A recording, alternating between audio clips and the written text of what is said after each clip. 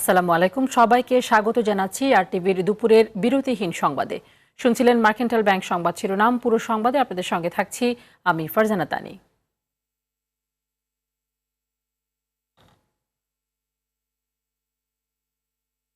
সংবাদে এছাড়াও থাকছে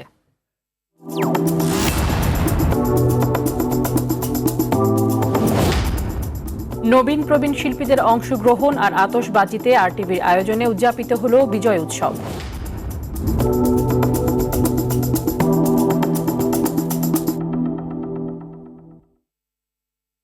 শুরুতেই বিজয় মাসের খবর।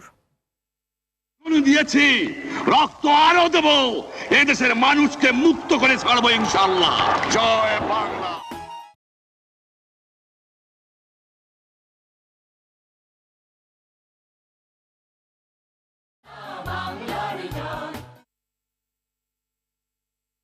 স্বাধীনতার চেতনা সমুন্নত রাখার অঙ্গীকারে জাতি উদযাপন করছে বিজয়ের ৪৯তম বার্ষিকী। সূর্যোদয়ের সাথে সাথে সাভার জাতীয় স্মৃতিসৌধে মহান মুক্তিযুদ্ধে বীর শহীদদের প্রতি রাষ্ট্রপতি ও প্রধানমন্ত্রীর পক্ষে শ্রদ্ধা নিবেদনের মাধ্যমে দিনটির আনুষ্ঠানিকতা শুরু হয়। শফিকুল আলমের ক্যামেরায় রুহুল আমিন তুহিনের রিপোর্ট।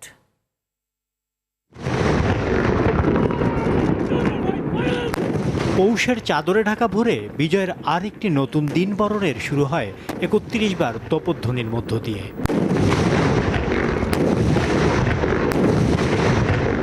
এক সাগর রক্তের বিনিময়ে অর্জিত বিজয়ের মূল কারিগর জাতির শ্রেষ্ঠ সন্তান বীর মুক্তিযোদ্ধাদের শ্রদ্ধা জানাতে তখন প্রস্তুত জাতীয় স্মৃতিসৌধ।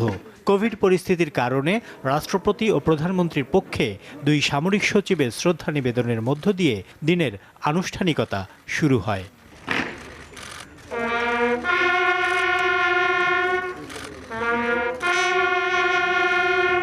এরপর জাতীয় সংসদে স্পিকারের পক্ষে এবং মন্ত্রিপরিষদের সদস্যরা শ্রদ্ধা জানান। আমাদের সেই সংগ্রাম চালিয়ে যেতে হবে যতদিন না পর্যন্ত এই প্রজন্ম এই দেশ থেকে এই সাম্প্রদায়িক শক্তি, প্রতিক্রিয়াশীল শক্তি, মুক্তিযুদ্ধের চেতনার বিরোধী যে শক্তি, তাদেরকে সম্পূর্ণরূপে এই বাংলার মাটি থেকে নিশ্চিহ্ন না করা যায়। সাম্প্রদায়িক সেই বীজ বৃক্ষকে আমরা সমূলে উৎপাটিত করব এবং বঙ্গবন্ধুর স্বপ্নের সোনার বাংলা বিনির্মাণ করব। এটাই হোক এবারকার বিজয় দিবসের শপথ। রাষ্ট্রীয় আচার শেষে সর্বসাধারণের জন্য খুলে দেওয়া হয় স্মৃতিসৌধ। মহামারীর ভয় উপেক্ষা করে স্মৃতিসৌধে ঢল নামে সর্বসাধারণের।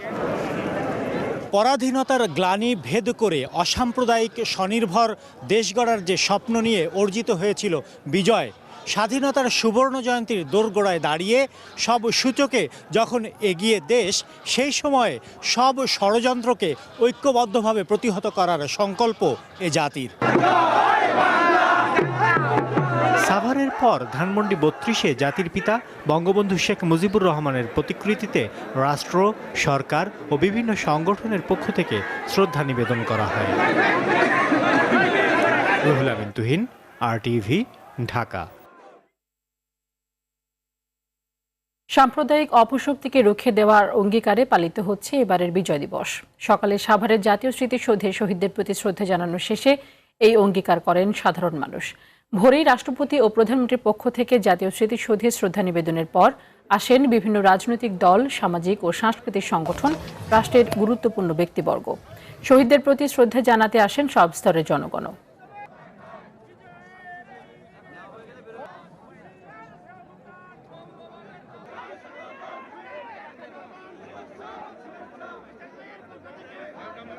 অশুভ তৎপরতা এবং অপশক্তির উত্থান, সেটি কিন্তু নতুন প্রজন্ম খুব গভীরভাবে প্রতিহত করার জন্য দৃঢ়। আমাদের অক্ষুণ্ণ রাখবো, অব্যাহত রাখবো।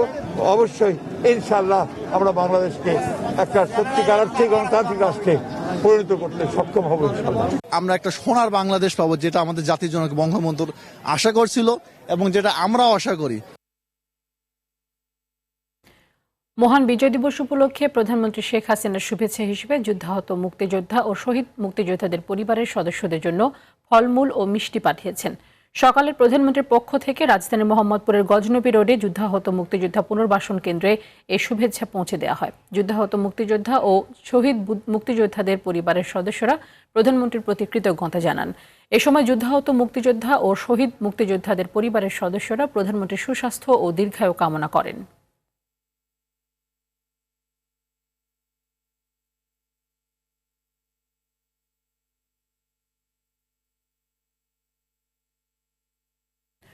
দেশ জুড়ে নানা আনুষ্ঠানিকতায় পালিত হচ্ছে মহান বিজয় দিবস। জাতির শ্রেষ্ঠ সন্তানদের স্মরণে শহীদ মিনারে ফুল দিয়ে শ্রদ্ধা জানান বিভিন্ন শ্রেণী পেশার মানুষ।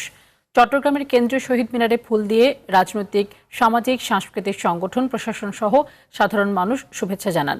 গোপালগঞ্জের টুঙ্গিপাড়ায় বঙ্গবন্ধুর সমাধিতে শ্রদ্ধা নিবেদনের মধ্য দিয়ে মহান বিজয় দিবসের কর্মসূচি শুরু হয়। গাজীপুরের কাপাসিয়ায় আলোচনা সভা, সাংস্কৃতিক অনুষ্ঠান, আতশবাজি সহ নানা অনুষ্ঠান হয়েছে। এ সময় বঙ্গবন্ধুর ভাস্কর্য নির্মাণের প্রতিবাদকারীদের প্রতিহত করার ঘোষণা দেন স্থানীয় নেতাকর্মীরা। স্মৃতিস্তম্ভে শ্রদ্ধা নিবেদন সহ আলোচনা সভা হয় ফরিদপুর, নরসিংদী, টাঙ্গাইল, মানিকগঞ্জ, ব্রাহ্মণবাড়িয়া, ভোলা, ঝালকাঠি, যশোর, নড়াইল, বান্দরবান সহ সারা দেশে।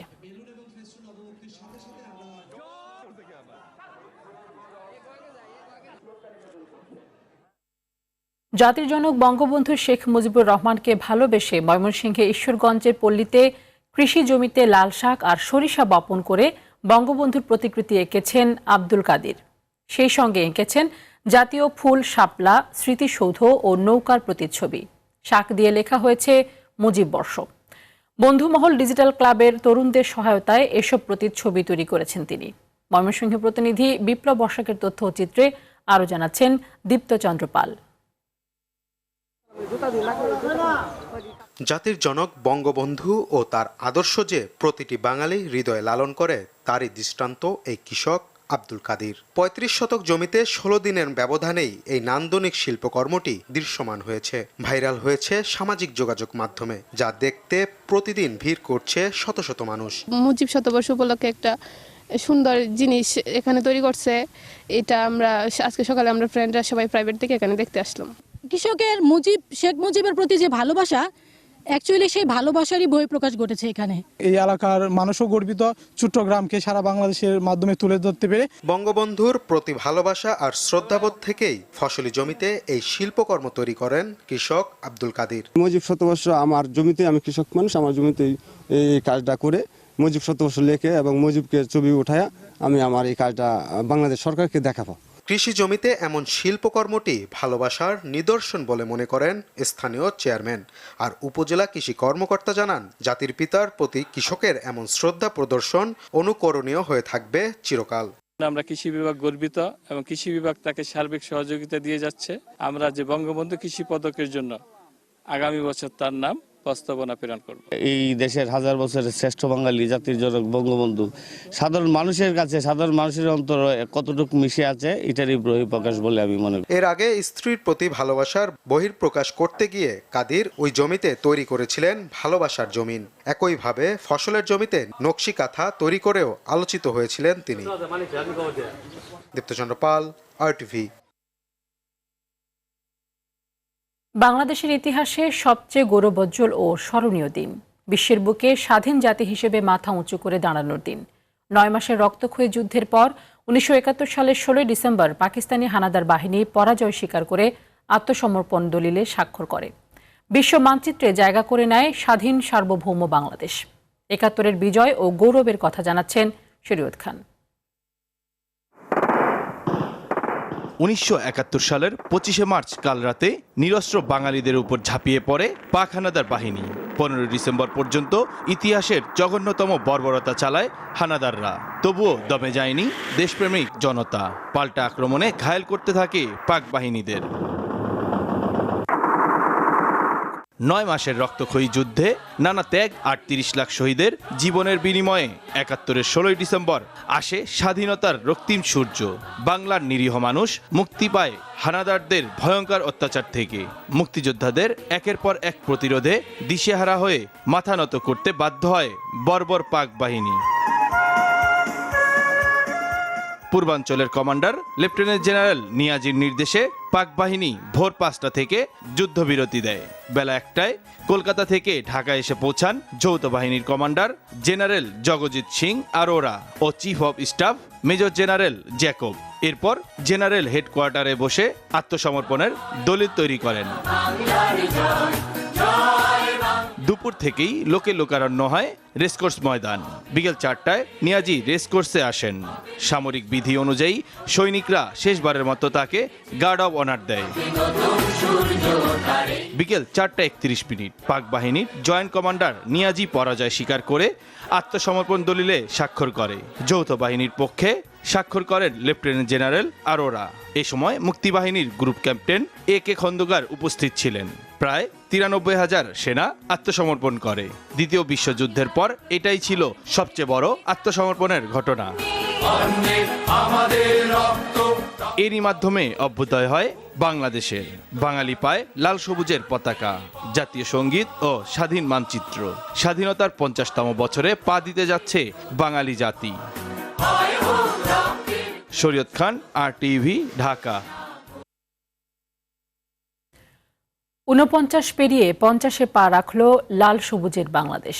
স্বাধীনতার মূল মন্ত্রে বুকে তাজা রক্ত বিনিময়ে আজকের যে বাংলাদেশ, গেল 49 বছরে তার কতটুকু পেয়েছি আমরা। বিশ্লেষকরা বলছেন, এক সময়ের তলাবিহীন ঝুড়ির অপবাদ ঘুঁচিয়ে যে দেশকে উন্নয়নের রোল মডেল বলা হচ্ছে, সেদিক দিয়ে অর্থনৈতিক অর্জন পরিপূর্ণ বলাই যায়। আছে নারীর অধিকার প্রতিষ্ঠা ও সামাজিক উন্নয়নের জয়গাঁথাও। তবে বিপরীতে আছে রাজনৈতিক অর্থনৈতিক বৈষম্য, সুশাসনের ঘাটতির চ্যালেঞ্জও। মারুফ রেজা রিপোর্ট।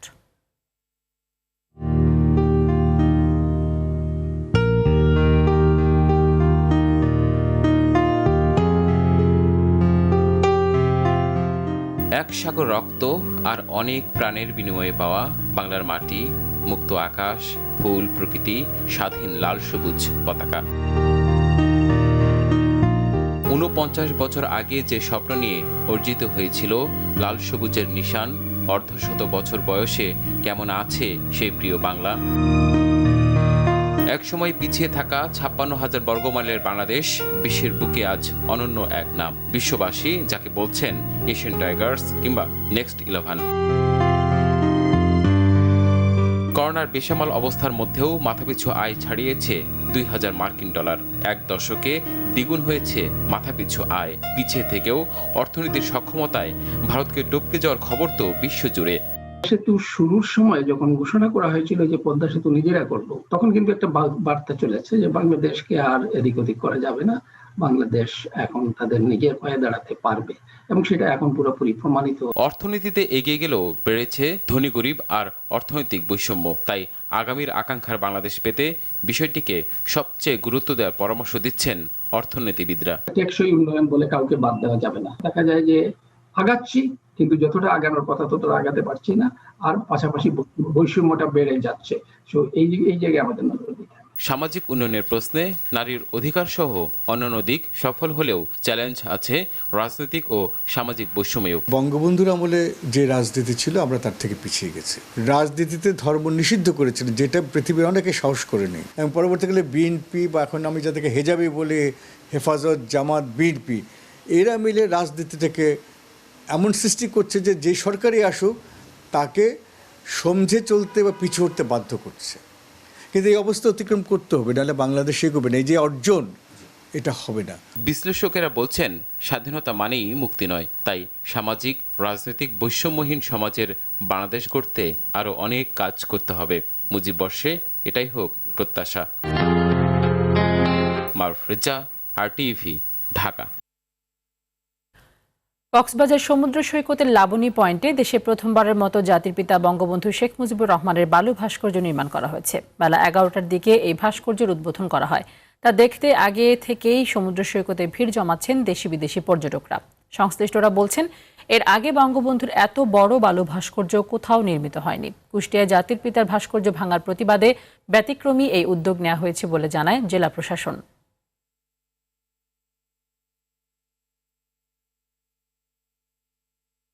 মান হবে এবং আমাদের পিছনে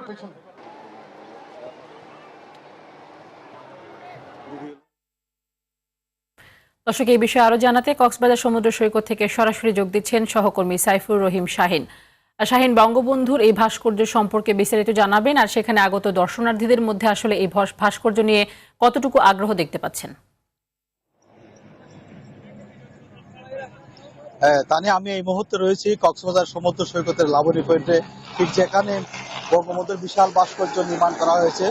ঢাকা বিশ্ববিদ্যালয়ের সার্কুলার ইনস্টিটিউটের কয়েকজন ছাত্র এবং ব্র্যান্ডিং কক্সবাজারের উদ্যমী কিছু ছেলে এই ভাস্কর্যটি গত 7-8 দিন ধরে তারা নির্মাণ করেছে। আজকে সকাল 11:30টায় জেলা প্রশাসক মোহাম্মদ কামাল হোসেন এবং স্থানীয় সংসদ সদস্য সাইমুম সুরার কমল সহ রাজনৈতিক নেতৃবৃন্দ এই ভাস্কর্যটার আনুষ্ঠানিকভাবে উদ্বোধন করেন। আপনি দেখতে পাচ্ছেন আমার পেছনে বঙ্গবন্ধুর বড় ভাস্কর্যটা রয়েছে, যেটি দেখতে এখন উৎসুক অনেক পর্যটক এখানে কক্সবাজার সমুদ্র সৈকতে ছুটে আসছেন। স্থানীয়রা ছাড়াও দেশি বিদেশি পর্যটকরা এখানে এক নজর দেখার জন্য, বঙ্গবন্ধু ভাস্কর্যকে দেখার জন্য তারা ছুটে এসেছেন। তো এখানে বলা হয়, সংশ্লিষ্টরা বলছেন এর আগে এত বড় ভাস্কর্য কোথাও নির্মিত হয়নি, বিশেষ করে বালি ভাস্কর্য এত বড় ভাস্কর্য নির্মাণের কোনো তথ্য তাদের কাছে জানা নেই। এই প্রথম বড় দুটি ভাস্কর্য এখানে কক্সবাজার সমুদ্র সৈকতের লাবণী পয়েন্টে নির্মাণ করা হয়েছে। আপনি দেখতে পাচ্ছেন এই ভাস্কর্যকে নির্মাণকে কেন্দ্র করে এটা দেখার জন্য উৎসুক জনতার ভিড়। এখানে রয়েছেন নিরাপত্তা কর্মীরা, পুলিশ থেকে শুরু করে আইনশৃঙ্খলা বাহিনীর কর্মীরা এখানে এই ভাস্কর্য নিরাপত্তার জন্য তারা এখানে অবস্থান নিয়েছেন। তো আমরা এখনো সমুদ্র সৈকতে রয়েছি। উদ্বোধনের পর থেকে এখানে যত দিন সময় বাড়ছে ততই পর্যটকরা ছুটে আসছেন এই ভাস্কর্য দেখার জন্য। তানি। জি, ধন্যবাদ আপনাকে। দর্শক, এতক্ষণ কক্সবাজার থেকে জানাচ্ছিলেন সহকর্মী সাইফুর রহিম শাহিন। নবীন প্রবীণ শিল্পীদের জমজমাট গান, নাচের ছন্দ আর লাল সবুজের আতশবাজিতে আরটিভির আয়োজনে উদযাপিত হল বিজয় উৎসব। রাজধানীর হাতিরঝিলে এমফি থিয়েটারে মঙ্গলবার বিকেল 3টায় শুরু হয়ে রাত 12:15টার আতশবাজির মধ্য দিয়ে শেষ হয় উৎসবের আনুষ্ঠানিকতা। বঙ্গবন্ধুর জন্মশত ও বিজয় দিবসের 50 বছরের পদার্পণ উপলক্ষে ছিল এই আয়োজন। খান আলামিনকে সঙ্গে নিয়ে মাইদুর রহমান রুবেলের রিপোর্ট।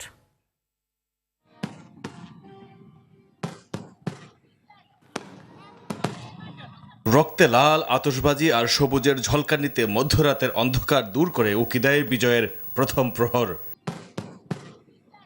আধার কেটে ক্ষণিকের জন্য আলোকিত হয় হাতিরঝিলের আকাশ। নানা রঙের আলোকছটা আর বিজয়ের গানে মুখরিত হয় এমফি থিয়েটারের মঞ্চ। সুরের মূর্ছনায় মেতে বিজয়ের উৎসব উপভোগ করেন সবাই।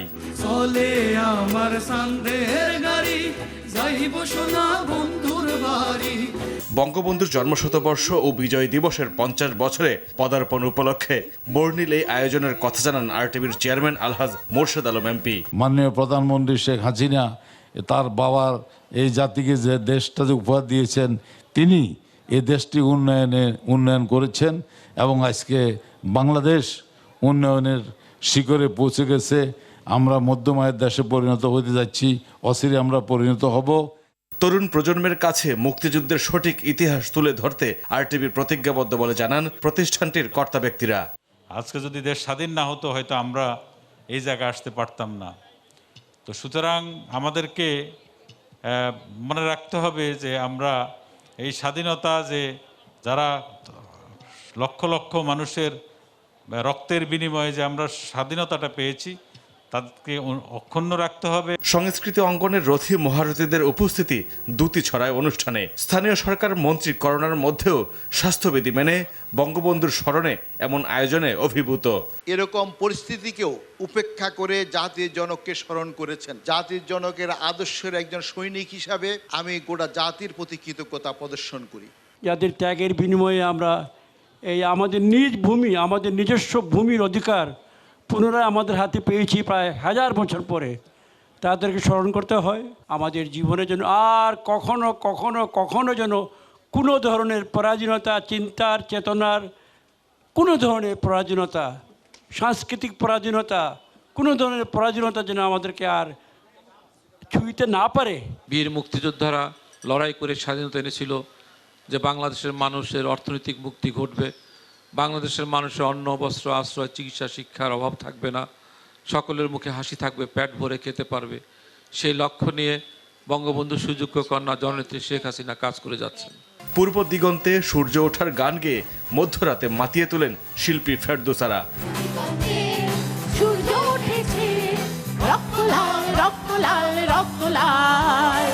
দেশাত্মবোধক সহ বিভিন্ন ধাঁচের গান গেয়ে দীর্ঘ সময় দর্শকদের মুখর করে রাখে চিরকুট।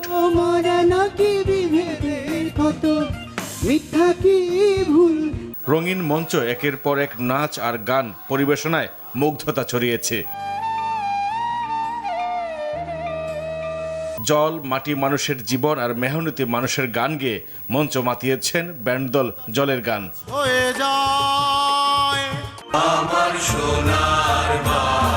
জাতীয় সঙ্গীত পরিবেশনের মধ্য দিয়ে শুরু হয় বিজয় উৎসব অনুষ্ঠান। স্বাধীন বাংলা বেতার কেন্দ্রের শিল্পীদের কণ্ঠে কণ্ঠ মেলান অতিথিরা। বিজয়ের মাহেন্দ্রক্ষণকে রাঙিয়ে তুলতেই 8 ঘন্টার বেশি সময় ধরে চলে আরটিভির এই বিশেষ আয়োজন। মাইদুর রহমান রুবেল, আরটিভি, ঢাকা। দেখছেন বিরতিহীন সংবাদ। সংবাদে আরও থাকছে।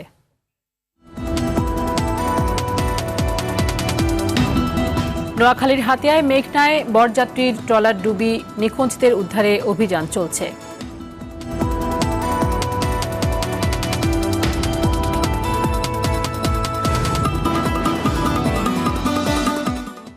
সংবাদের বিস্তারিত জানাচ্ছি এখন। নোয়াখালীর হাতিয়ায় মেঘনা নদীতে বরযাত্রীবাহী ট্রলার ডুবি নিখোঁজ 8 জনকে উদ্ধারে কাজ করছে কোস্টগার্ড।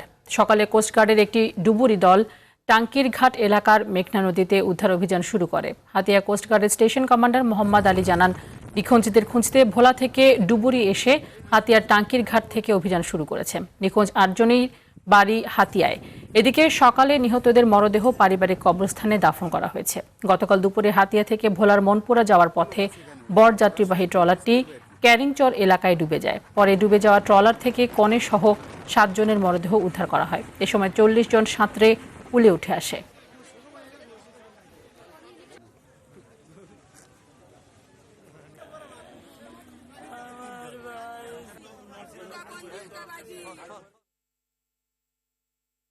উত্তরাঞ্চল সহ দেশের বিভিন্ন স্থানে ঘন কুয়াশা ও শীতে দুর্ভোগে আছেন সাধারণ মানুষ। পঞ্চগড়ে বেড়েই চলেছে শীতের প্রকোপ। দিনভর কুয়াশায় ঢেকে থাকে চারদিক। দিনে হেডলাইট জ্বালিয়ে যানবাহন চলাচল করছে। গরম কাপড়ের অভাবে খড়কুটো জ্বালিয়ে শীত নিবারণের চেষ্টা করছে খেটে খাওয়া মানুষ। কুড়িগ্রামে ব্যাহত হচ্ছে স্বাভাবিক জীবনযাত্রা। সকালে কাজে যেতে না পেরে বিপাকে শ্রমজীবী মানুষেরা। শীতজনিত নানা রোগে আক্রান্ত হচ্ছেন শিশু ও বৃদ্ধরা। টাঙ্গাইলে ঘন কুয়াশার কারণে নষ্ট হচ্ছে সবজি ও ধানের বীজতলা।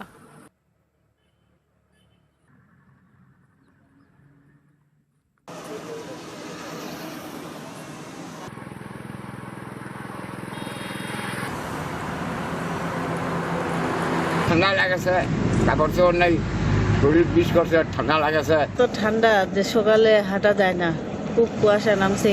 আগে তো রুজি করছি মনে করো 500-700 টাকা, এখন মনে করো 200-100 টাকা রুজি করলেই ঠান্ডার কোনটা থাকা যায় না। এখন বাড়ি চলে যাওয়া লাগে। ঠান্ডার কারণে মরিচের টাল নষ্ট হইতেছে, দিন দিন গাছ ছোট হইতেছে, ফল ধরতেছে না। নানান রোগে আক্রান্ত হচ্ছে, নিউমোনিয়া, জ্বর। ফেনীর ফুলগাজীতে শহীদ মিনারে ফুল দেয়া নিয়ে ছাত্রলীগ ও ছাত্রদলের মধ্যে সংঘর্ষ হয়েছে। সকালে উপজেলা চত্বরে শহীদ মিনার প্রাঙ্গণে হাতাহাতি, ধাওয়া পাল্টা ধাওয়ার এই ঘটনা ঘটে।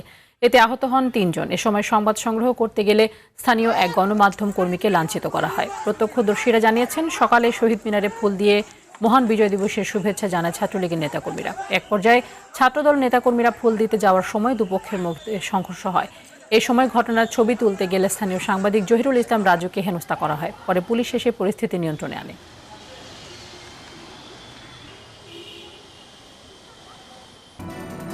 দর্শক, করোনা ভাইরাস নিয়ে আতঙ্কিত হবেন না, সতর্ক হন, নিজে পরিচ্ছন্ন থাকুন, মাস্ক পরুন, অন্যকে সচেতন করুন।